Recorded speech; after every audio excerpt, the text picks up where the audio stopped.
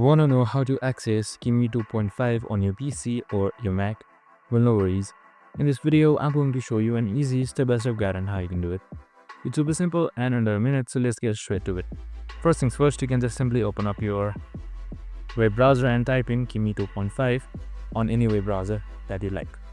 So once you've opened it up, here you should be seeing kimi.com. On the first, you can just simply select that. And now here you should be seeing the about info of Kimi 2.5. You can see its features, its documents, and what it is. You can just simply scroll down, and in order to use the model, you can just simply select Try Kimi right here.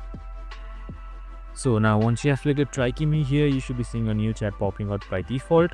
You can also download the mobile app by checking this QR code and log in as well and start chatting. And that's it. I hope this video helped. If it did, make sure to like, subscribe, and tune in with us for more of these videos. Have a good day and see you in the next one.